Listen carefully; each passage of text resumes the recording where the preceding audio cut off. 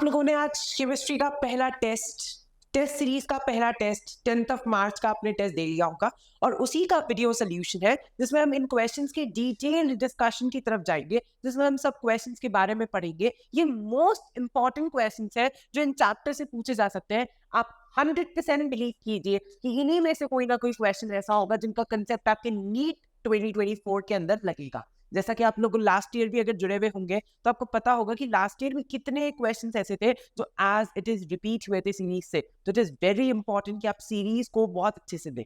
चलिए चलते हैं डिस्कशन की तरफ।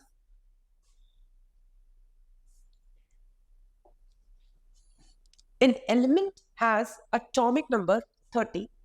किसी ने कहा एटॉमिक नंबर 30 है, ठीक है, एटॉमिक नंबर 30 है, मैंने मान लिया कोई एलिमेंट M है। वैसे तो मुझे पता है एटॉमिक नंबर 30 वाला कौन होता है बच्चों? जिंक। कौन होता है? जिंक। ठीक है, इसके अंदर दो पॉजिटिव चार्ज है, ठीक है। एटॉमिक नंबर 30, दो पॉजिटिव चार्ज M+2, ठीक है। तो उसके अंदर कितने प्रोटॉन होंगे, कितने इलेक्ट्रॉन्स होंगे? हमें पता है कि जब भी हम पॉजिटिव चार्ज डालते हैं मतलब क्या हुआ है, इलेक्ट्रॉन का लॉस हुआ है। दो इलेक्ट्रॉन निकाले हैं, दो इलेक्ट्रॉन्स का क्या हुआ है बच्चों? लॉस हुआ है। अब दो इलेक्ट्रॉन्स का लॉस हो गया तो नॉर्मली कितने इलेक्ट्रॉन्स होते? 30। दो का लॉस हो गया तो कितने हो गए? 28।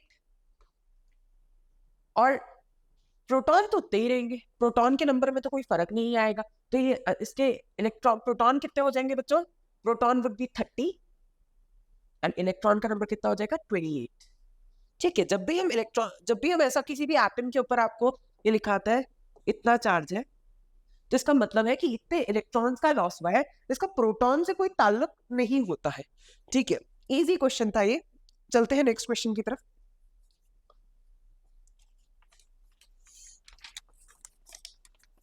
Which of the following set of quantum numbers are correct? हमें बताना है कौन सा set of quantum number correct है। This is a very important question which is repeated from previous year many a times।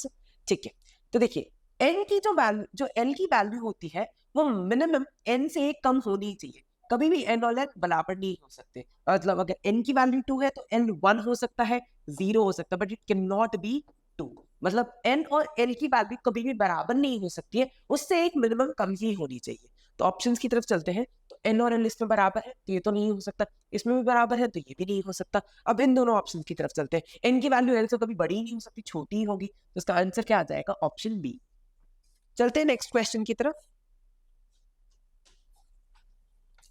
In element with mass number 81, एक element है जिसका mass number कितना दिया है? 81।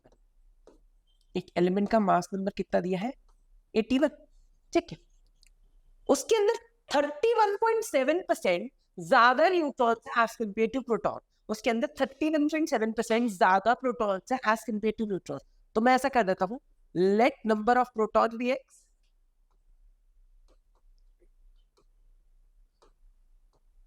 Late number of proton be x, तो number of neutron कितने हो जाएंगे? तो नंबर ऑफ न्यूट्रॉन कितने हो जाएंगे?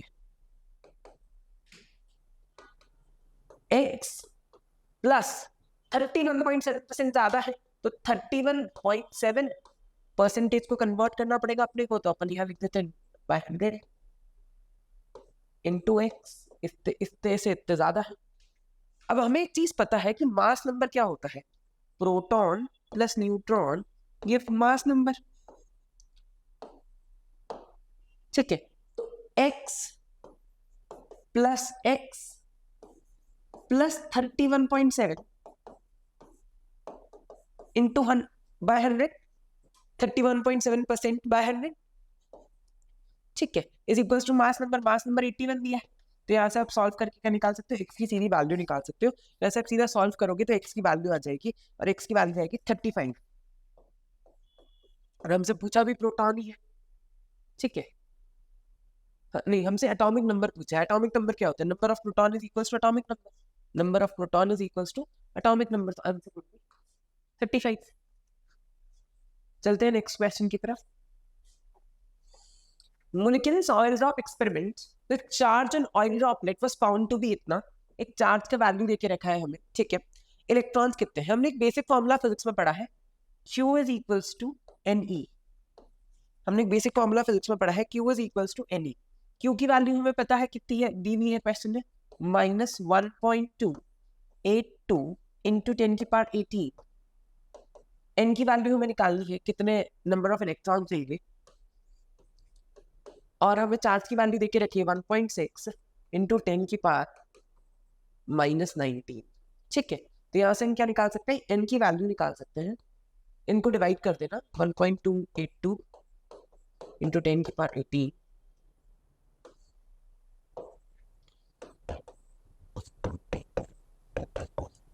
-19। इसको जब आप सॉल्व करोगे तो n की वैल्यू आ जाएगी आपके यहाँ से 8। ठीक है, Q is equals to N का बस फॉर्मूला लगाना है आपको और उससे आंसर आ जाएगा आपका। ठीक है, चलते हैं नेक्स्ट क्वेश्चन की तरफ। How many number of orbitals are associated with n equal to 3। ठीक है, n इक्वल टू 3 है, मतलब क्या क्या हो सकता है, 3s 3p 3d 3s 3p और 3d। s के अंदर कितने इलेक्ट्रॉन ऑर्बिटल, एक ऑर्बिटल, p के अंदर कितने 3 और d के अंदर कितने 5, तो टोटल कितने हो गए 9। इससे एक सीधा फॉर्मूला भी होता है जो n स्क्वायर से आप नंबर ऑफ ऑर्बिटल निकाल सकते हो, तो इसका आंसर आ जाएगा 9। कमेंट्स में मुझे बताइए नंबर ऑफ इलेक्ट्रॉन्स निकालने के लिए क्या फॉर्मूला होगा, नंबर ऑफ इलेक्ट्रॉन निकालने के लिए क्या फॉर्मूला हो। नेक्स्ट क्वेश्चन पे चलते हैं। Which of the following hydrogen atom will emit maximum frequency? First of all, very important word, emit. आपको क्वेश्चन में वर्ड के ऊपर बहुत ध्यान रखना है, emit मतलब कहां से कहां जाना चाहिए आपका प्रोटॉन जो जाएगा वो कहां से कहां जाएगा बच्चों, हाई से लो जाएगा तभी एमिशन पॉसिबल है। हाई से लो जाएगा तो क्या होगा, इलेक्ट्रॉन एमिट होगा। तो हाई से लो मतलब हायर एन से लेकर लोअर एन तक, मतलब 4 से 3, 3 से 3 से 2 ऐसे। तो यहाँ तो अब्सॉर्ब होगा, यहाँ तो सिर्फ क्या होगा, अब्सॉर्ब होगा। ठीक है, अब मैक्सिमम फ्रीक्वेंसी, फ्रीक्वेंसी के लिए हमें एक फॉर्मूला पता है, लैम्डा का हमें एक फॉर्मूला पता है, याद है 1/λ is equals to RZ square 1/n square n1 square minus 1/n2 square. ठीक है, अब अगर फ्रीक्वेंसी के लिए लिखना है तो हम इसे क्या लिख सकते हैं, hc/λ होता है इसे, तो hc/λ को हम क्या लिख सकते हैं, h न्यू लिख सकते हैं, लैम्डा की जगह क्या लिख सकते हैं, मतलब न्यू के लिए भी ये सेम रिलेशन आ जाएगा आपका। तो मतलब n1 और n2 का जितना डिफरेंस होगा आपका, उतना ही क्या होगा आपका फ्रीक्वेंसी का वैल्यू क्या होगा, ज्यादा होगा। That will be for 4 and 1। ठीक है, चलते हैं नेक्स्ट क्वेश्चन पे। Which of the following configuration does not follow Hund's rule of maximum multiplicity? Hund's rule को कौन फॉलो नहीं करता? Hund's rule क्या कहता था, आपकी पेयरिंग तब तक नहीं शुरू हो सकती, pairing can not start till the time, आपकी पेयरिंग तब तक नहीं शुरू हो सकती जब तक जितने भी ऑर्बिटल्स इनकी सेम एनर्जी है उनमें एक एक इलेक्ट्रॉन ना आ गया हो। फॉर एग्जाम्पल पी के अंदर ये 3 डब्बे हो गए, तो इनमें पेयरिंग तब तक नहीं शुरू हो सकती जब तक तीनों के अंदर क्या ना आ जाए, एक एक इलेक्ट्रॉन ना आ जाए। ऐसा नहीं हो सकता कि ये पहले बढ़ जाए। ठीक है, ऐसा नहीं हो सकता है। तो देखते हैं कौन ऐसा फॉलो नहीं करता है। पहले 1s2 2s2 2p6 3s2 3p2, ये तो सही है भाई, पहले सब में भरे फिर ही भरे। 1s2 2s2 2p6 3s2 3p6 4s2 3d6, ये भी सही है, सारे लोग वाले वही भरे पहले। 1s2 2s2 2p6 3s2 3p6 4s, नहीं तो यहाँ तो गलत हो गया, पहले s के अंदर सारा पढ़ना था फिर d के अंदर जाना था, तो ये ऑप्शन क्या हो गया आपका गलत। ठीक है, next question. Which of the following is not correctly matched?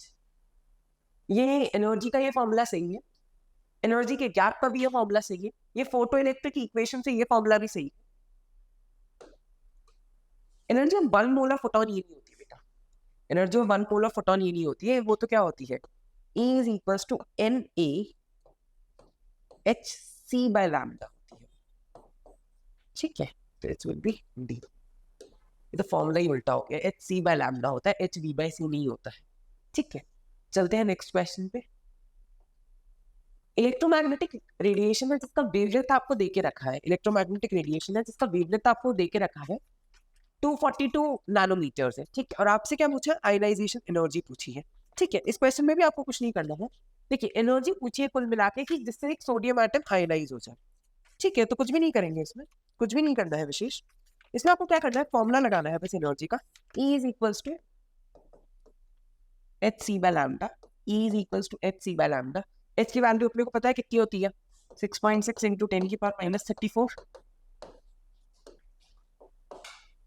सी की वैल्यू भी हमें पता है 3 इंटू 10 की पावर 8। लैम्डा दे दिया है, नानोमीटर को मीटर में कन्वर्ट करेंगे 242 इंटू 10 की पावर माइनस 9। इसे आप सॉल्व करोगे तो इसका आपका आंसर आएगा 8.214 इंटू 10 की पावर माइनस 19। ठीक है, सीधा एक फॉर्मूला लगाना है वो और कैलकुलेट करना है। नेक्स्ट क्वेश्चन पे चलते हैं। हाँ ठीक है, नेक्स्ट क्वेश्चन पे चलते हैं। Orbital angular momentum of 3p electron. ठीक है, ऑर्बिटल एंगुलर मोमेंटम का फॉर्मूला होता है root L L plus one, where L is azimuthal quantum number. हम सब जानते हैं p के लिए l की वैल्यू कितनी होती है 1, और यहाँ क्या आता है बाहर h/2π। ठीक है, तो l की वैल्यू कितनी देके रखी है 1, p है तो 1, 1 + 1 कितना हो गया 2, h/2π। So it would be √2 h/2π। ठीक है, चलते हैं नेक्स्ट क्वेश्चन पे। If the velocity of a particle is reduced by 1/3, then the percentage increase in its de Broglie wavelength। ठीक है, हमने माना कि जब लैम्डा de Broglie wavelength का फॉर्मूला क्या होता है, lambda is equals to h/mv, lambda is equals to h/mv। तो समझो कोई पहले de Broglie wavelength लैम्डा थी, उसकी वेलोसिटी तक दी थी। अब उसने कहा कि जब वेलोसिटी हमने v/3 कर दी, जब वेलोसिटी हमने v/3 कर दी, मतलब ये 3 ऊपर चला गया, मतलब डी ब्राउनी वेवलेंथ कितने गुना हो गई, 3 गुना हो गई। अब उसने पूछा है कितना परसेंटेज इंक्रीज होगा। तो परसेंटेज इंक्रीज का एक फॉर्मूला होता है, ये हम सब जानते हैं, बचपन से पढ़ते आ रहे हैं, final minus initial upon initial upon into 100। Initial कितनी थी बच्चों, lambda, final 3 lambda upon lambda into 100। तो ये हो जाएगा 2 लैम्डा बाय लैम्डा, ये लैम्डा से लैम्डा कैंसिल, तो कितना परसेंट इंक्रीज हो गया, 200% इंक्रीज हो गया। कितना परसेंट इंक्रीज हो गया, 200% इंक्रीज हो गया। चलते हैं नेक्स्ट क्वेश्चन की तरफ। Match the column. ठीक है, आयोनाइजेशन पोटेंशियल। ठीक है, ऑक्सीजन, देखो आयोनाइजेशन पोटेंशियल की हम जब बात करेंगे तो ऑक्सीजन, नाइट्रोजन और फ्लोरीन का केस देखिए। Normally left to right in a periodic table, जब भी आप लेफ्ट से राइट जाते हैं पीरियोडिक टेबल में, तो आयनाइजेशन एनर्जी क्या होती है बच्चों, इंक्रीज होती है, क्योंकि जेड इफेक्टिव क्या हो रहा होता है, इंक्रीज। क्या होता है Z effective, when you move left to right, Z effective क्या होता है, इंक्रीज।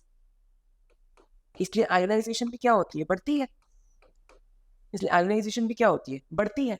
पर नाइट्रोजन के साथ थोड़ा एक्सेप्शन आता है बच्चों, नाइट्रोजन के साथ थोड़ा एक्सेप्शन आता है, क्योंकि वो हाफ फिल्ड ऑर्बिटल होता है, इसीलिए नाइट्रोजन की आयोनाइजेशन एनर्जी क्या होती है, ज्यादा होती है देन ऑक्सीजन। तो इसका ऑर्डर आ जाएगा ऑक्सीजन, नाइट्रोजन, फ्लोरीन। नॉर्मली तो क्या होता है बच्चों, नाइट्रोजन यहाँ आना चाहिए, तो पर क्यों नहीं आ रहा है, इसका एक ही कारण है, क्योंकि नाइट्रोजन के पास क्या है बच्चों, हाफ फिल्ड पी ऑर्बिटल, और हाफ फिल्ड और फुल्ली फिल्ड ऑर्बिटल्स की स्टेबिलिटी क्या होती है, ज्यादा होती है। इस वजह से क्या होता है कि ऑक्सीजन की आयोनाइजेशन एनर्जी जो होती है वो कम होती है एज कंपेयर टू नाइट्रोजन। ए का तो क्या आ गया बच्चों, आर आ गया। ए का आर कौन सा ऑप्शन में, बहुत बढ़िया। Electronegativity, when you move left to right in a periodic table, electronegativity increases। क्यों इलेक्ट्रोनेगेटिविटी इंक्रीज हो रही है, क्योंकि नॉन मेटल की कैरेक्टर इंक्रीज हो रहा है, बढ़िया इलेक्ट्रॉन लेगा फ्लोरीन, तो फ्लोरीन, फिर ऑक्सीजन, फिर नाइट्रोजन, तो बी का क्या आएगा, क्यू आएगा, बढ़िया। ठीक है, Z effective, when you move left to right in a periodic table, Z effective क्या होगा बच्चों, इंक्रीज, अभी बताया आपको। तो सबसे ज्यादा जेड इफेक्टिव किसका होगा, आपका फ्लोरीन का होगा, फिर ऑक्सीजन का, फिर नाइट्रोजन का। सी का भी क्या आ गया, क्यू आ गया, सी का भी क्यू आ गया। ठीक है, इलेक्ट्रॉन एफिनिटी, इलेक्ट्रॉन एफिनिटी के साथ क्या होगा बच्चों, इलेक्ट्रॉन एफिनिटी क्या होती है, when you move left to right in a periodic table, तो इलेक्ट्रॉन एफिनिटी भी क्या होगी आपकी, बढ़ती जाएगी। तो पर हाफ फिल्ड जो ऑर्बिटल्स होते हैं उनकी इलेक्ट्रॉन इलेक्ट्रॉन एफिनिटी क्या होगी, थोड़ी और ज्यादा होगी। तो इसलिए डी का क्या आ गया आपका answer, would be option B. ठीक है, चलते हैं नेक्स्ट क्वेश्चन की तरफ,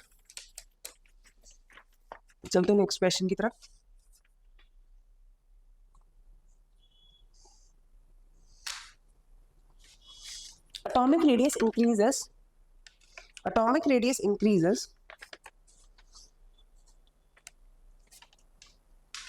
atomic radius increases atomic radius increases descending down the group. ठीक है, वो क्या कह रहा है, नीचे नीचे जैसे जब जब हम जाएंगे तो एटॉमिक रेडियस क्या होगा, इंक्रीज होगा. जैसे जैसे आप नीचे जाओगे ग्रुप में, एटॉमिक रेडियस क्या होगा, इंक्रीज होगा. सही बात है. On going down the group electronegativity increases. नहीं भाई, इलेक्ट्रोनेगेटिविटी तो डाउन द ग्रुप इंक्रीज थोड़ी होती है, तो ये तो गलत हो गया. साइज क्यों इंक्रीज होता है, क्योंकि नंबर ऑफ शेल इंक्रीज हो रहे हैं. पहले न्यूक्लियस से यहाँ तक का डिस्टेंस था, अब कहाँ तक आएगा, यहाँ तक का डिस्टेंस आएगा. इसलिए क्या होगा, इलेक्ट्रोनेगेटिविटी साइज बढ़ता है क्योंकि शेल्स का नंबर बढ़ता है. तो assertion is true but reason is false. The answer would be A is correct but B would be the answer. ठीक है. Next question. Select the correct statement. देखो, रेडियस का ऑर्डर होता है. वॉन डेर वाल रेडियस जो होता है वो सबसे बड़ा होता है. फिर आपका मेटालिक रेडियस आता है. फिर आता है आपका कोवेलेंट रेडियस. ठीक है. तो वॉन डेर वाल radius is larger than metallic radius because van der Waals bond is weaker than metallic bond. सही बात है, क्योंकि जिसकी बॉन्ड लेंथ बड़ी होगी उसकी बॉन्ड एनर्जी क्या होगी, कम होगी. मतलब वो बॉन्ड क्या होगा, वीक होगा. पहली बात तो बिल्कुल सही है. वॉन डेर वाल radius is larger than metallic radius, पर radius are independent of strength of. नहीं यार, स्ट्रेंथ की तो बात होगी ना. जितना अच्छा बॉन्ड होगा उतने लंबा, जितना अच्छा बॉन्ड होगा उतना छोटा होगा वो बॉन्ड. वॉन डेर वाल रेडियस इज स्मॉलर. ये तो गलत ही होगा, ये भी गलत हो गया. आंसर आ गया option 1. Next question. Consider the following statements. Atomic radii decreases across a row in periodic table when you move from left to right. सही बात है. जैसे जैसे हम लेफ्ट से राइट जाते हो पीरियोडिक टेबल में, z इफेक्टिव कम होता है, z इफेक्टिव बढ़ता है. और z इफेक्टिव के बढ़ने से क्या होगा, एटॉमिक रेडियस क्या होगा, कम होगा. ठीक है, तो पहला तो सही है. Atomic radius increases down the group as we move from top to bottom. ये भी बताया करें, क्योंकि नंबर ऑफ शेल्स बढ़ रहे हैं तो एटॉमिक रेडियस भी क्या होगा, इंक्रीज होगा top to bottom. Although the arrangement of element is based on atomic number, vertical families have similar chemical properties. बिल्कुल सही बात है. वर्टिकल फैमिलीज मतलब ग्रुप्स की सिमिलर प्रॉपर्टीज होती है. बिल्कुल सही बात है. तीनों ही बातें सही है. आंसर आ जाएगा इसका ऑप्शन डी. नेक्स्ट क्वेश्चन पे चलते हैं. 66. The ionic radii of O2 negative and Mg2 positive, the ionic radii of O2 negative and Mg2 positive are seen. सही बात है. ऐसा सही है क्या बच्चों? नहीं. O2 नेगेटिव के अंदर क्या है, ज्यादा इलेक्ट्रॉन्स है, और Mg2 पॉजिटिव के अंदर क्या है, मतलब दोनों के अंदर नंबर ऑफ इलेक्ट्रॉन सेम है. बट उसके अंदर ऑक्सीजन के अंदर आपने छोटे एलिमेंट के अंदर क्या करा, आपने इलेक्ट्रॉन्स बढ़ाए, तो रिपल्शन की वजह से क्या होगा, उसका साइज बढ़ जाएगा. तो हमेशा याद रखिएगा, आइसो इलेक्ट्रॉनिक स्पीशीज के अंदर जब भी किसी स्पीशीज के अंदर नेगेटिव चार्ज आया है उसका साइज ज्यादा होगा as compare to positive charge species. This is very very important concept. ठीक है, तो ये स्टेटमेंट तो क्या हो गया, गलत हो गया. ये दोनों आइसो इलेक्ट्रॉनिक स्पीशीज है, सही बात है, पर रेडियस किसका ज्यादा होगा, O2 नेगेटिव का ज्यादा होगा. ठीक है, तो इसका आंसर आ जाएगा आपका assertion is false but reason is true. Next question पे चलते हैं. The ionization energy of boron is less than that of beryllium. मैंने आपको क्या बताया, when you move left to right in a periodic table, ionization energy क्या होती है, increase होती है. When you move left to right in a periodic table, ionization energy क्या होती है, increase होती है. But बेरिलियम और बोरॉन का जो क्लासिक जो इलेक्ट्रॉनिक कॉन्फिगरेशन होता है बच्चों, वो होता है हीलियम 2s2 2p1, और बेरिलियम का होता है हीलियम 2s2. तो इसके अंदर क्या है, फुल्ली फिल्ड ऑर्बिटल है. फुल्ली फिल्ड ऑर्बिटल्स की जो स्टेबिलिटी होती है वो ज्यादा होती है as compare to half filled orbital, partly filled orbital. इसीलिए बेरिलियम की स्टेबिलिटी ज्यादा है, इसीलिए उसको ज्यादा आयनाइजेशन लगेगी. तो देखते पढ़ते हैं, beryllium has higher nuclear charge than me. ये तो गलत है. Beryllium has a lower charge. ये बात सही है बच्चों, बी वाली बात बिल्कुल सही है, बट ये इसका रीजन नहीं है, क्योंकि इसका रीजन होने का एक कारण नहीं है. The outermost electron in boron occupies 2p orbital. बिल्कुल सही बात है, अगर ये 2p नहीं होता, इसके अंदर ही होता, तो बिल्कुल इसकी एनर्जी जो होती है वो कम होती। The 2s and 2p orbitals of boron are degenerated. बिल्कुल ही गलत बात है, थोड़ी होता है। C option. Next question, the incorrect statement is the second ionization energy of selenium is greater than that of second ionization energy of arsenic। ठीक है, सेलेनियम ग्रुप 14 का मेंबर है बच्चों। ठीक है, तो ग्रुप 14 के मेंबर्स के नाम हम लिख लेते हैं। सॉरी, ग्रुप 16 का मेंबर है, ग्रुप 16 के मेंबर्स के हम नाम लिख लेते हैं। Oxygen, sulphur, selenium, tellurium, polonium. Group 15 के मेंबर्स के नाम भी लिख लेते हैं। Nitrogen, phosphorus, arsenic, antimony, bismuth. ठीक है, तो ऐसा कह रहा है कि आयोनाइजेशन एनर्जी जो है वो सेलेनियम की ग्रेटर है। सेलेनियम की आयोनाइजेशन एनर्जी ज्यादा है as compare to arsenic, second वाली। हाँ, ऐसा इसलिए सही है क्योंकि जब आप एक इलेक्ट्रॉन निकाल दोगे तो इसका पहले तो P4 होता था ऑक्सीजन जैसा, और इसका P3 होता था। फिर सेकंड मतलब एक इलेक्ट्रॉन निकालने के बाद और दूसरा आप निकालने वाले हो, तो मतलब एक इलेक्ट्रॉन निकालने के बाद इसका कॉन्फ़िगरेशन क्या हो गया है?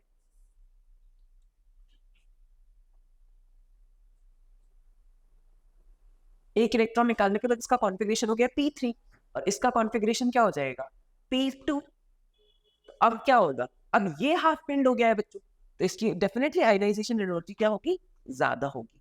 ठीक है, आई रिपीट, वैसे तो क्या होगा, नॉर्मली भी सेलेनियम की ज्यादा आनी चाहिए थी, तो फर्स्ट आयोनाइजेशन एनर्जी आर्सेनिक की ज्यादा होती है। कारण क्या है? क्योंकि आर्सेनिक का हाफ पिंड ऑर्बिटल है और उसकी स्टेबिलिटी ज्यादा होती है।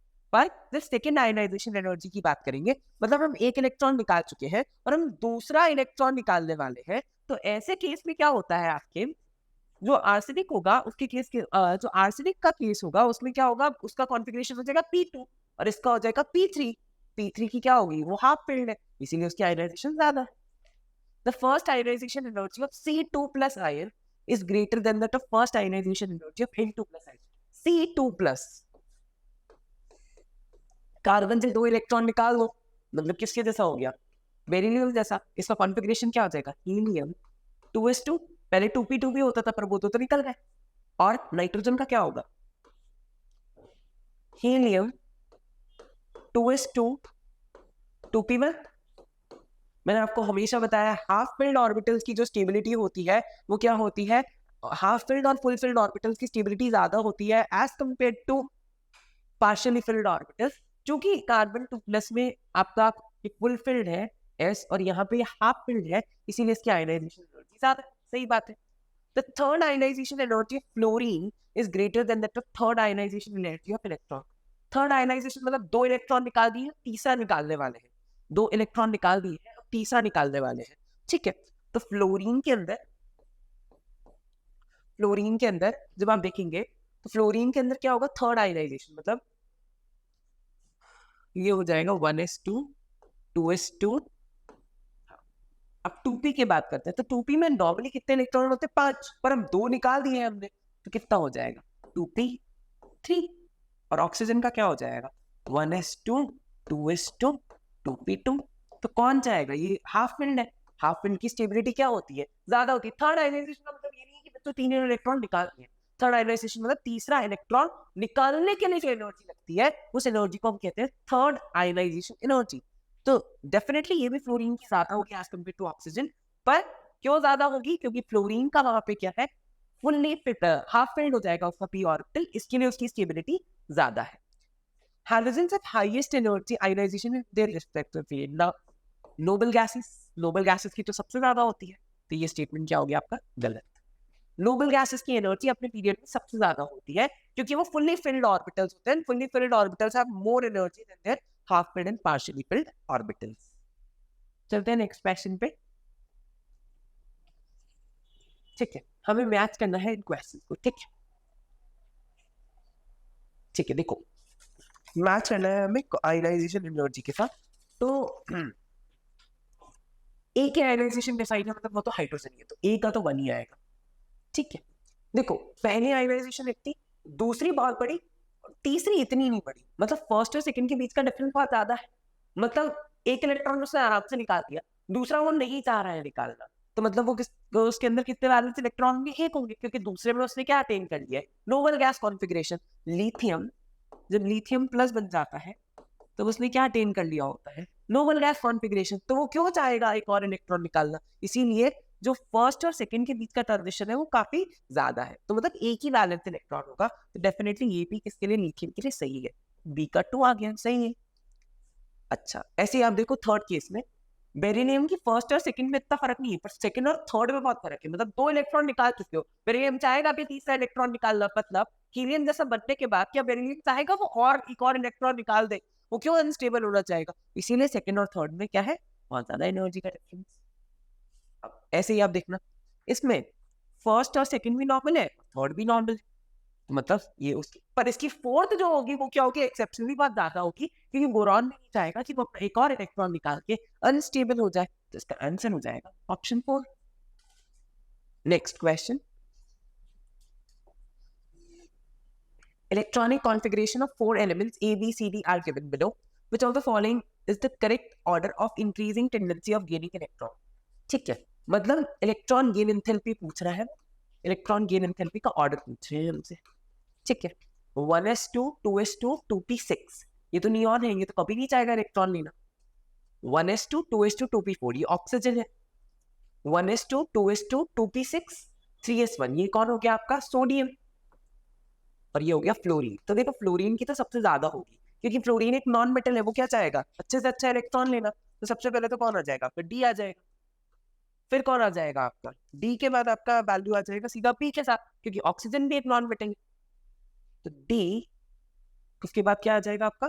बी, उसके बाद डेफिनेटली सोडियम से ज्यादा आसान तो किसके अंदर होगा? नोबल गैसेस के अंदर, क्योंकि नोबल गैसेस तो क्या है? फुल इलेक्ट्रॉनिक कॉन्फ़िगरेशन है, वो थोड़ी चाहेंगे एक इलेक्ट्रॉन लेना। तो इसीलिए इसका आंसर क्या आ जाएगा?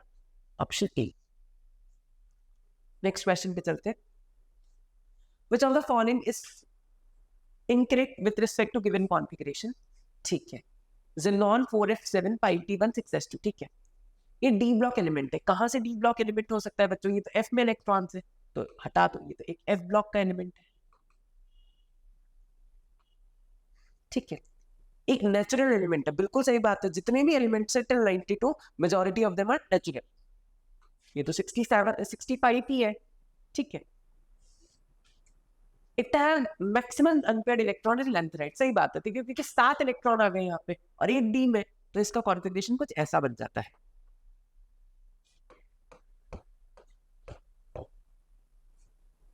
1 2 3 4 5 6 7, तो 8 अनपेयर्ड इलेक्ट्रॉन्स है, तो कि मैक्सिमम होते हैं क्लैंथेनॉइड के अंदर। सही बात है, और ये गैडोलीनियम है, जीडी इज गैडोलीनियम। सही बात है ये भी। तो इसके लिए क्या आ गया answer?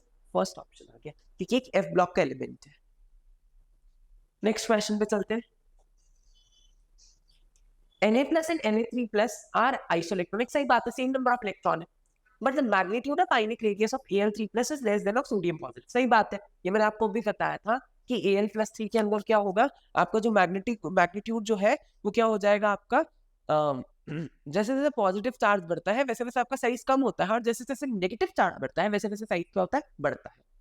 The magnitude of effective nuclear charge of outer shell contained electrons in Al3+ is greater than Na+। सही बात है कि ये जो आउटर इफेक्टिव चार्ज है ये क्या हो जाएगा? इसका ज्यादा हो जाएगा, इसीलिए तो फर्स्ट आ जाएगा इसका answer.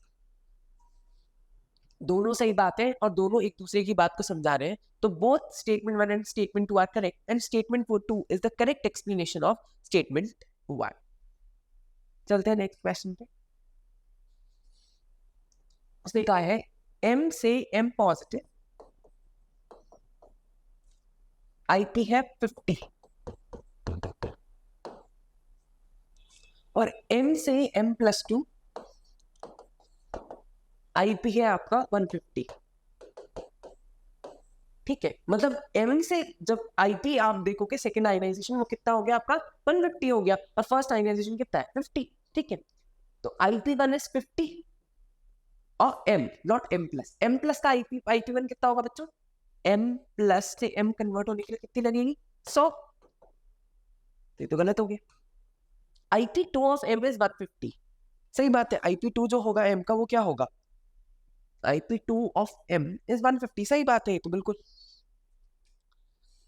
IP2 of M plus is 150. IP2 of M plus is 150. नहीं यार, ये भी गलत है. IP2 को तो हमें पता ही नहीं M plus की कितनी होगी. IP2 of M is 100. नहीं, 100 थोड़ी आएगी, 150 आएगी ये तो इसका आंसर क्या आ जाएगा? Option B. चलते हैं नेक्स्ट क्वेश्चन पे. Which of the following electronic configuration does not represent any block element? ठीक है, any block element. ठीक है. n-1 d 1 से 10 ns 1 से 2. अगर आप n की वैल्यू 4 रखोगे, मिनिमम 4 रखते हैं, तो 4 - 1 3d 1 से 10 हो सकती है, 3d सीरीज भी हो सकती है और 4s2 भी हो सकता है, मतलब एलिमेंट पॉसिबल है. ये तो सही है. n-2 मतलब अगर n आप 6 रखोगे, n अगर आप 6 रखोगे तो कितना हो जाएगा? 6 - 2 is 4f14. n-1 plus 6 - 1 5d 2 से 10 और ns 1 से 2 ये भी एक बार पॉसिबल है, हो सकता है फिर पे. n-1 d 1 से 10 ns 0 से 2. हाँ, ये तो हो ही सकता है 4 5 6 में, क्योंकि 4 - 1 क्या हो जाएगा? 3d सीरीज है, ये तो सही बात है बिल्कुल ही. ठीक है. n-1 d 1 से 10 n is equals to 3. ये गलत है बच्चों, क्योंकि 3 - 1 2 तो क्या हो जाएगा? 2d हो जाएगा. 2d सीरीज क्या होती है? एग्जिस्ट ही नहीं कर सकती है. d का पहला ऑर्बिटल ही 3 में आता है, इसीलिए d वाला ऑप्शन गलत है. Next. Which of the following is incorrect? Which of the following is correct? Okay. Mole fraction of 1 + 2 is equals to 1. सही बात है. अगर दो कंपोनेंट होंगे, एक सॉलिड होगा एक लिक्विड होगा, और दोनों का मिला के मोल फ्रैक्शन कितना होगा? मोल फ्रैक्शन ऑफ दो क्वांटिटी कितना आ जाएगा? 1 आ जाएगा. सही बात है. मोल fraction of 1 by mole fraction of 2 is equals to mole of 1 by mole of 2. देखो, मोल फ्रैक्शन का एक फॉर्मूला होता है, number of mole of A upon ये A का मोल फ्रैक्शन हो गया, और ऐसे B का भी निकाल दो, B के मोल अपॉन टोटल मोल. तो ये दोनों क्या हो जाएंगे? कैंसिल हो जाएंगे टोटल मोल. तो मोल फ्रैक्शन का ही जो रेशियो होगा वो किसका रेशियो होगा? मोल्स का रेशियो होगा. ये भी सही बात है. Next. Mole fraction of solute is equals to, अभी बताया, moles of solute upon moles of solute plus moles of solvent, that is total number of moles.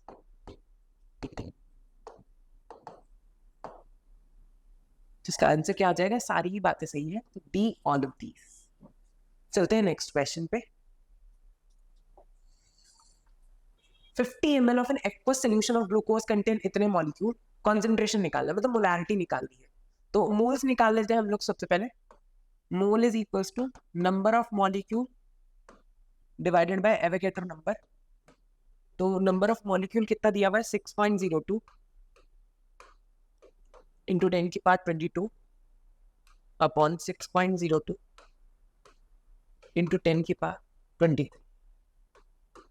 Cancel, तो ऊपर कितना आ जाएगा? 10 की पावर -1. ये हो गया मोल. मोलैरिटी का फॉर्मूला होता है mole upon volume in litre. पर वॉल्यूम किस में दिया हुआ है? ml में दिया हुआ है आपको, 50 ml. तो कितना हो जाएगा? मोल निकाल दिए हमने, कितने हैं? 10 की power -1.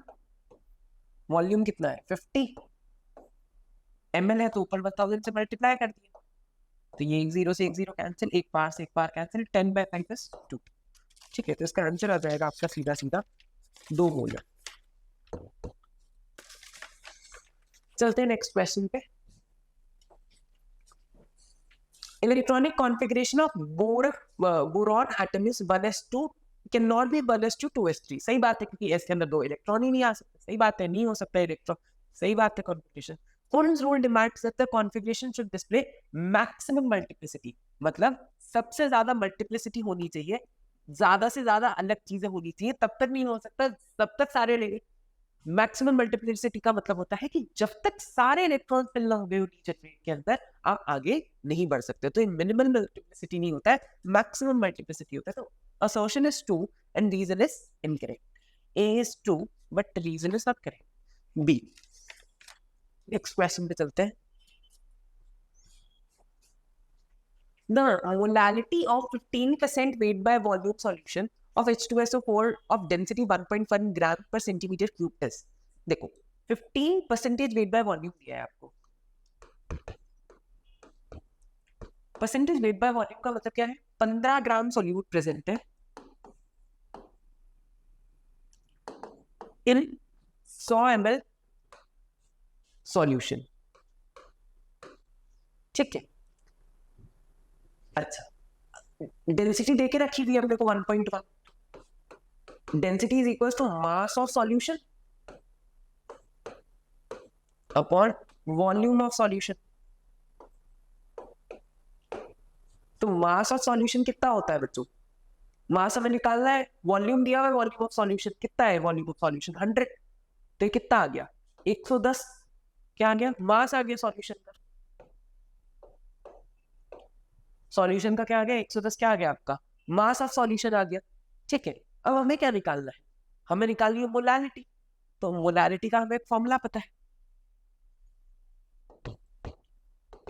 Number of moles of solute upon volume, किसमें, किलोग्राम में, volume of solution, volume of solvent, sorry volume of solvent in kilogram. ठीक है, तो moles of solute, moles of solute कहाँ देखे, मोल्स ऑफ सोल्यूट हम कैसे निकालेंगे, H2SO4 है, उसका वेट भी पता है मुझे और मोलर मास भी पता है, तो 15/98 से क्या है इसके मोल्स आ गए।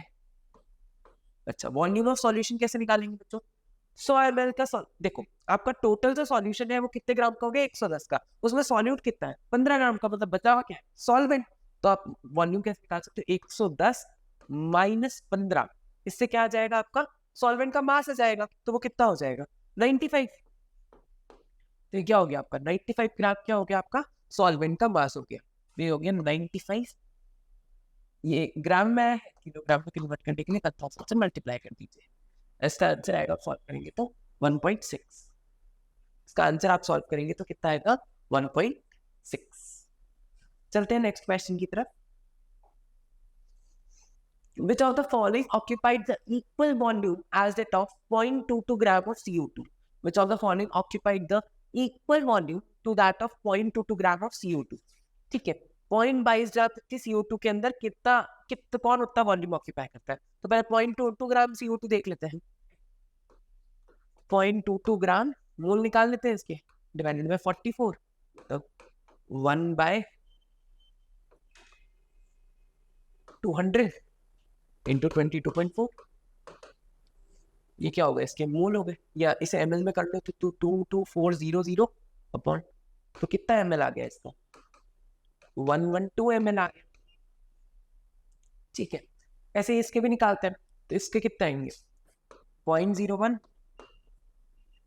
डिवाइडेड बाय 2 इंटू 22400, 20 से 20 काट दो, ये कितना हो गया 112 हो गया, इसके भी 112 यार है, इसका निकालते हैं NST का 0.085 डिवाइडेड बाय 17 इंटू 22400, तो ये कितना हो गया 5 हो गया 0.0005, तो इसे भी आप सॉल्व करोगे तो कितना आ जाएगा 112 के करीब ही आएंगे, ये भी मोल्स आप सॉल्व करोगे तो ये भी उतने ही आएंगे। ठीक है, 320 ग्राम ऑफ SO2 का मास कितना होता है 64, ठीक है, तो ये से भी आप काट दो, मिलीग्राम है तो 10⁻³ से मल्टीप्लाई करना पड़ेगा 22.4, ठीक है, तीनों के अंदर ही 112 मोल आएंगे, बस 112 ml आएगा, तो इसका आंसर क्या हो जाएगा डी, इसका आंसर क्या हो जाएगा D. Next, 2 radiations have energy in the ratio 3:8, दो रेडिएशंस की एनर्जी का रेशियो देके रखा है, पहले का वेव नंबर 150 है तो दूसरे का वेव नंबर आपको कैलकुलेट करना है। ठीक है, हम कैसे कैलकुलेट करेंगे, E is equals to hc by lambda, E is equals to hc by lambda होता है, पर लैम्डा वेव नंबर क्या होता है 1 by lambda is wave number, तो इसे कैसे लिख सकते हैं E is equals to hc wave number.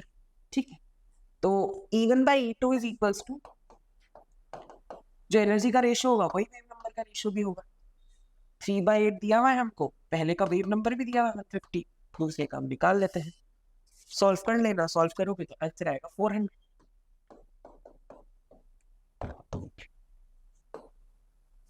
चलते हैं नेक्स्ट क्वेश्चन पे,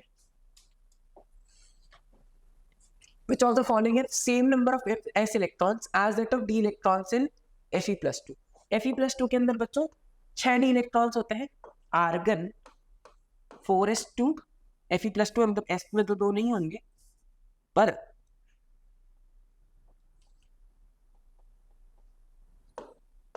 3D में क्या होंगे 6 इलेक्ट्रॉन होंगे, 3D में क्या होंगे 6 इलेक्ट्रॉन होंगे।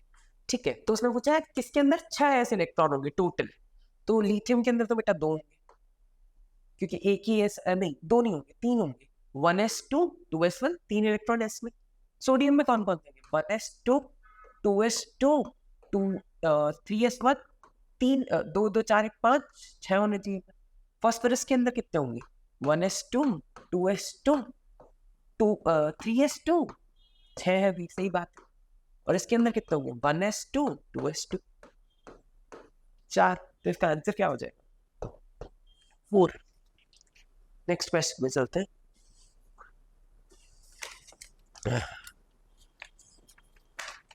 4 gram of a base whose equivalent weight is 40 and 6 gram of an reacts with 6 gram of an acid. The equivalent weight of acid.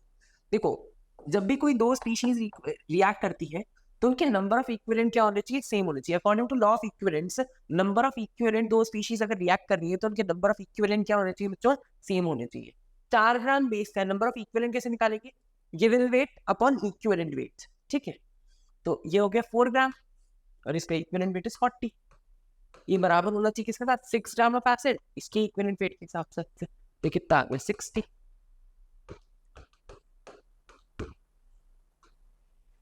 Next question पे चलते हैं। The ionization energy of hydrogen is 313.8 kilocalorie per mole. Okay, the energy of electron in second excited state. ठीक है, बस आपको कुछ भी नहीं करना है, ये तो एक की देके रखी हुई है, आपको निकालनी है किसके लिए सेकंड एक्साइटेड स्टेट के लिए। ठीक है, आयनाइजेशन एनर्जी देके रखी हुई है आपको और आपको क्या निकालनी है सेकंड एक्साइटेड के लिए निकालनी है, कुछ भी नहीं करेंगे। Ionization energy is equals to first के लिए हमें देके रखी हुई है तो हम ऐसे ही फॉर्मूला लगा देंगे सीधा 313.8 is equals to z square by n square से प्रोपोर्शनल होगी ये सीधा, और ऐसे ये नीचे भी z square by n square, z तो सेम है दोनों केसेस के अंदर, n अलग अलग हो रहा है। पहले वाले का n कितना होगा 1 होगा, सेकंड एक्साइटेड स्टेट मतलब n कितना हो गया 3, 9 रख देना, सॉल्व कर लेना, आंसर आ जाएगा। It would be -3.434.87 kilo calorie पर मोल। ठीक है, चलते हैं नेक्स्ट क्वेश्चन पे। A tennis ball has mass 5 gram and speed of 50 meter per second. If the speed is measured with an accuracy of 5%, calculate uncertainty in the position. Heisenberg's uncertainty का formula लगेगा delta x into delta p is equals to h by 4 pi m, h by 4 pi। Delta x आपको निकालना है, p होता है m delta v, मास दिया है 5 ग्राम, जो भी आपको स्पीड देके रखी है जितनी एक्यूरेसी के साथ तो आपको उसे मल्टीप्लाई करना होता है, तो 50 का 2% मतलब 50 divided by 2/100 this is speed, तो ये हो जाएगी आपकी 1 is equals to h by 4 pi. ठीक है, यहाँ से आप डेल्टा x को सॉल्व करके निकाल लीजिए, ये आएगा 4.216 इंटू 10 की power -33, C option. Next question, according to adding electron in a neutral gaseous usually leads to। अगर हम एक इलेक्ट्रॉन को ऐड कर रहे हैं एक न्यूट्रल गैसियस एटम के अंदर, फॉर एग्जांपल मैं ए के अंदर एक इलेक्ट्रॉन को ऐड कर रहा हूं,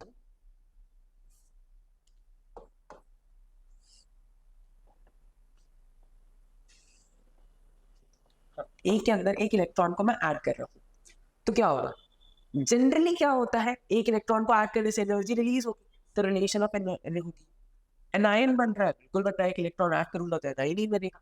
proton bye electron ratio decrease, ठीक है भाई प्रोटॉन का नंबर उतना ही है पर इलेक्ट्रॉन का नंबर बढ़ा रहे हैं, तो डेफिनेटली ये रेशियो क्या होगा आपका प्रोटॉन बाय इलेक्ट्रॉन रेशियो।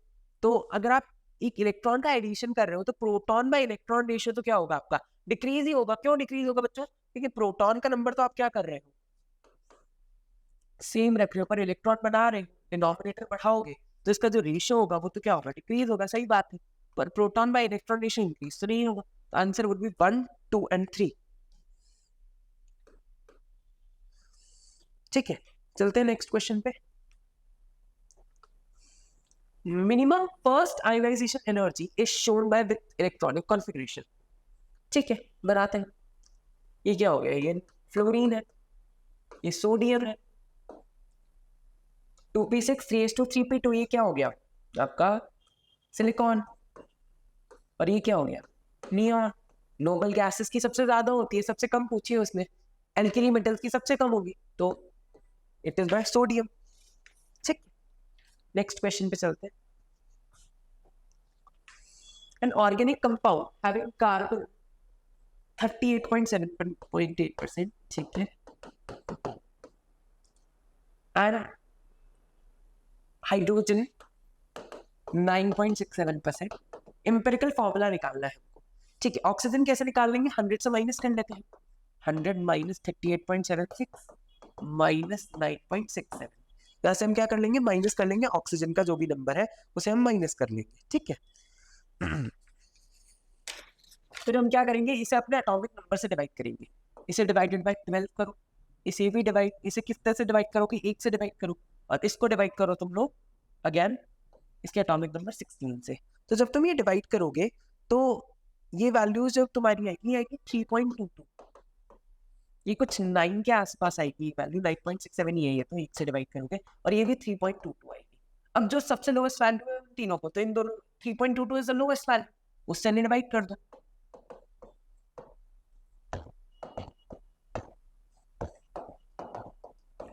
ये बन रहेगा, ये भी बन हो जाएगा, और ये 3 टाइम्स कट जाएगा, तो इट वुड बी CH3O।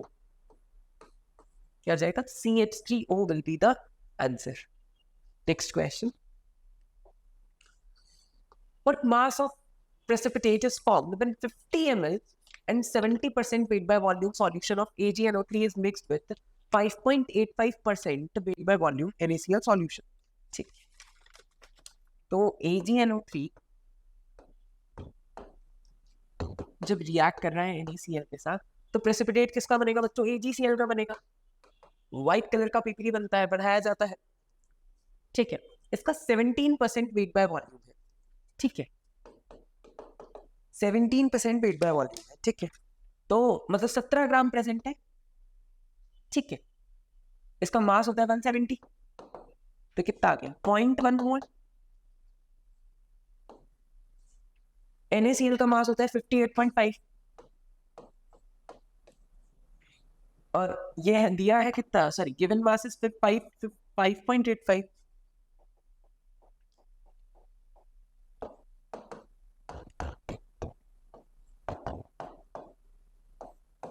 ठीक है, ये भी कितना आ गया, 0.1 मोल। दोनों आए तो कितने, 0.1 मोल और 0.1 मोल।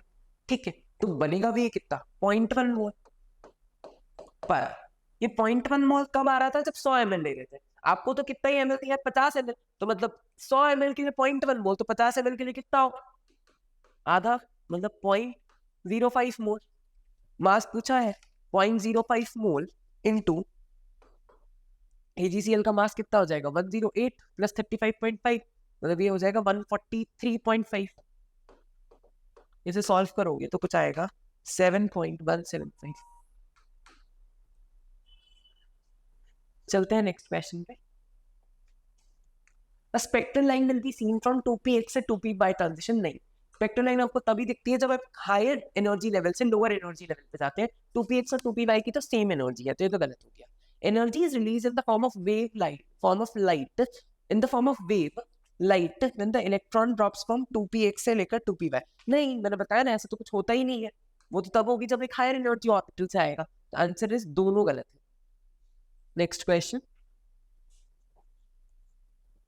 The atomic number of an element is 17। ठीक है, the number of orbitals containing electron pair the number of orbitals containing electron pair in the valence shell। ठीक है, atomic number is 17, valence shell कौन सा हो गया, आउटर मोस्ट शेल, तो उसके अंदर क्या आ जाएगा, 3s और 3p। 3s के अंदर कितना आ गया, 1 2, 3p के अंदर 5, 1 2, और ये आ गए 1 2। ठीक है, आपसे पूछा है कि कितने ऑर्बिटल, कितने वैलेंसी शेल ऐसे हैं जिनके अंदर क्या आएगा आपके पास, इलेक्ट्रॉन के पेयर आएंगे। तो एक पेयर, दो, कितने ऑर्बिटल ऐसे, तो 1 ऑर्बिटल, 2 ऑर्बिटल, 3 ऑर्बिटल, या इलेक्ट्रॉन का पेयर नहीं है, या इलेक्ट्रॉन का क्या नहीं है, पेयर नहीं है। इसके लिए आंसर क्या आएगा इसका, T। Next question, this sample does not contain नहीं, same number of Na atom as there are Na atoms in 5.3 gram of Na2CO3। ठीक है, नंबर ऑफ एटम कैसे निकालते हैं? Number of atom is equals to given mass upon molar mass. Molar mass आप लोग निकाल लीजिएगा, इसका कैसे निकालेंगे? 46 प्लस 12 प्लस 106 होता है जहां तक हमें याद है, प्लस 48। हाँ ठीक है, इंटू 2 इंटू Na। ये क्या होंगे? आपके नंबर ऑफ एटम होंगे। ये क्या होंगे? इसके नंबर ऑफ एटम होंगे। ऐसे ही आप देख लीजिएगा सभी केसेस के अंदर नंबर ऑफ एटम निकाल के, तो आप देखेंगे कि जो थर्ड ऑप्शन है उसके अंदर ये वैल्यू मैच नहीं कर रही है। आप देखेंगे कि जो थर्ड ऑप्शन है उसके अंदर ये वैल्यू क्या हो रही है? मैच नहीं कर रही है। ठीक है, चलते हैं नेक्स्ट क्वेश्चन पे।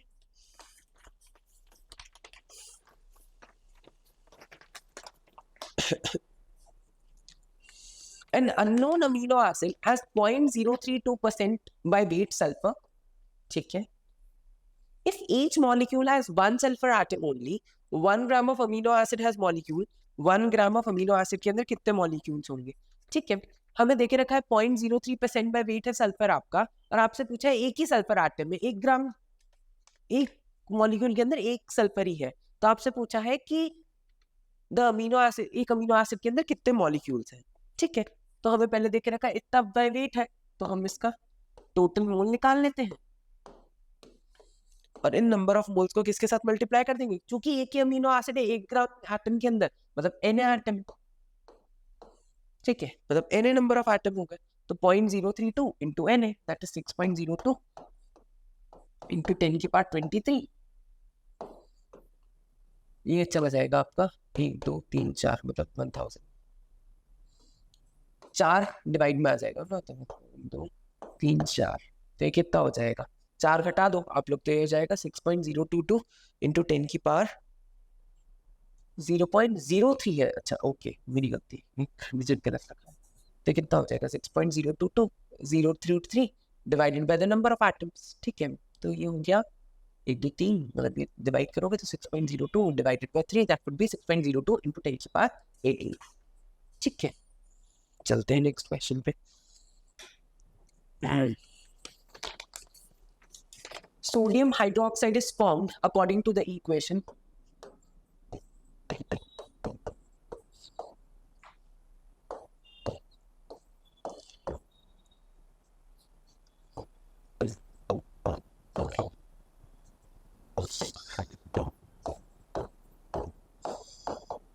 ठीक है, एक इक्वेशन देके रखिए। ठीक है, हमें बनाना है 4 ग्राम सोडियम हाइड्रोक्साइड। ठीक है, जब ये 1 है तो ये 2 बन रहा है। ठीक है, मतलब ये जब 2 है तब ये 1 बन रहा है, तो ये तो कितना सोडियम रिक्वायर्ड होगा? ठीक है, तो अगर जब ये 2 मोल है इसके 4 ग्राम में, मतलब इसका यानी 0.01 मोल होंगे जब इसके 4 ग्राम मतलब 0.1 मोल होंगे जब इसके, तो जब इसके 0.1 मोल होंगे तो इसके कितने होंगे? 0.1/2। ठीक है, अगर इसके 0.1/2 मोल है तो इसके कितने होंगे? अगर इसका 1 था तो इसके 2 थे, तो अगर इसके 0.1/2 है तो इसके कितने होंगे? 0.1 मोल। तो 0.1 इंटू सोडियम का मास कितना होता है? हमें पता है सबको कि सोडियम का मास कितना होता है? 23, तो it is 2.3 gram. Next question पे चलते हैं। An element reacts with X with oxygen to form X2O3। ठीक है, बना लो।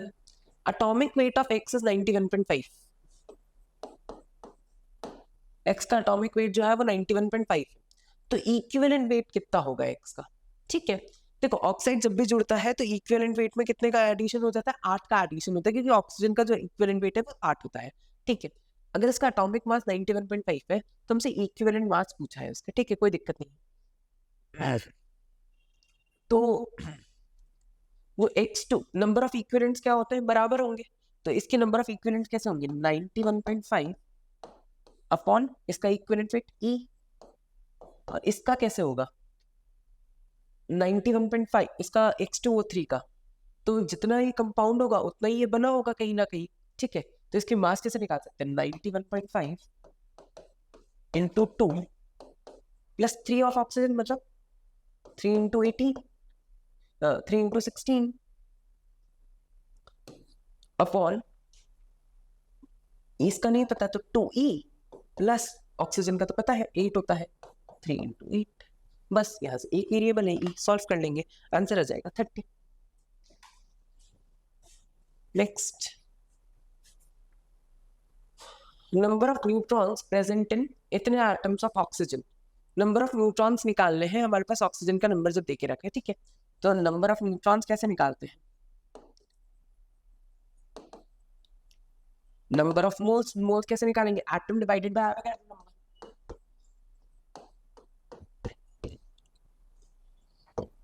उसके बाद एवोगैड्रो नंबर से ही मल्टीप्लाई भी करना पड़ेगा, इनटू न्यूट्रॉन्स, न्यूट्रॉन मतलब एटॉमिक नंबर माइनस प्रोटॉन, तो 17 माइनस 8 कितना हो जाएगा, 9। तो इससे जब आप सॉल्व करोगे, इससे नंबर ऑफ न्यूट्रॉन्स निकालोगे तो ये आएगा 1811। If samples of water are taken from the sea, rivers and clouds or lake, or the source of H2 and O2 is fixed in the ratio of 1:8, सही बात है, law of multiple proportion के according की बात है। Law of multiple proportion यही कहता है कि आप कोई भी कंपाउंड किसी भी सोर्स से लोगे तो कोई फर्क नहीं पड़ेगा, 1:8 की ही रेशियो में रहेंगे, तो it is definite proportion.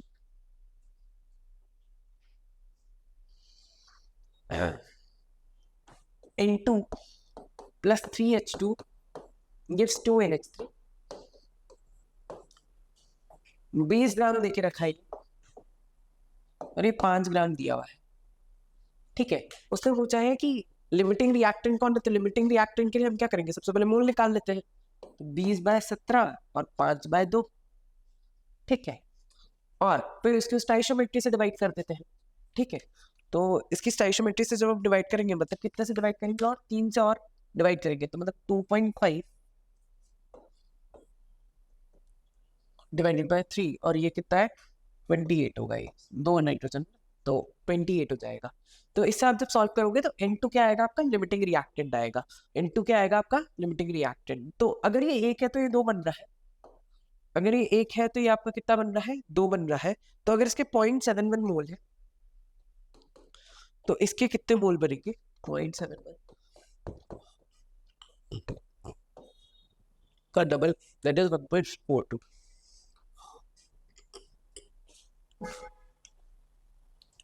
Next,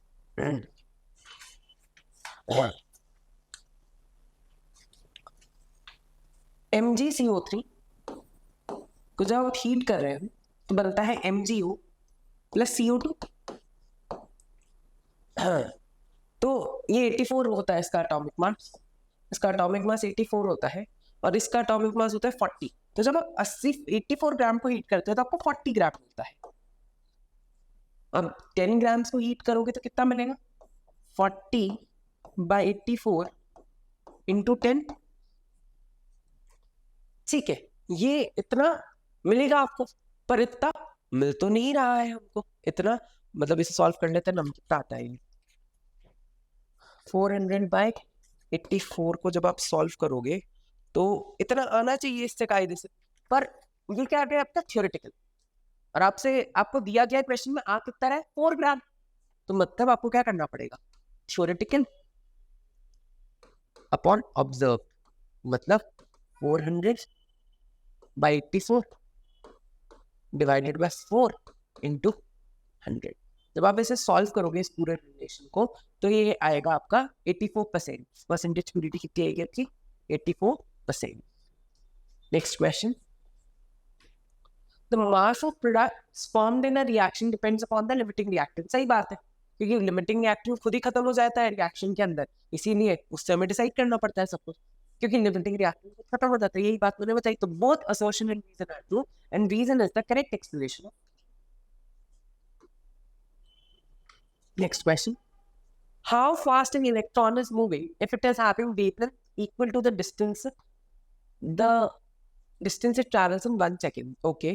तो डी ब्राउनिंग यूनिट का फॉर्मूला होता है लैम्डा बाय h/v h/mv। उसमें कहा है कि अगर उसके पास वेवलेंथ है जो कि उसकी डिस्टेंस कवर्ड इन 1 सेकंड, मतलब वेलोसिटी के बराबर है, डिस्टेंस अपॉन टाइम कितना होता है, वेलोसिटी। ठीक है, तो हमें क्या निकालनी है, स्पीड निकालनी है उसकी। ठीक है, how fast is an electron. ठीक है, तो हम क्या कर सकते हैं, इसे भी लिख सकते हैं क्योंकि ये भी उतनी स्पीड से चल रहा है, h अपॉन m। तो v square is equals to h by m v m, तो v is equals to root h m by m। Answer is 1। Expect करते हैं आपके लिए सॉल्यूशंस हेल्पफुल रहे होंगे, आपका पेपर अच्छा गया होगा। All the very best. Description link में देके रखा है पेपर का लिंक, आप जाके जरूर सॉल्व करिएगा। कोई भी डाउट्स हो तो आप लोग नवोदय अकेडमी विजिट करें। Thank you so much.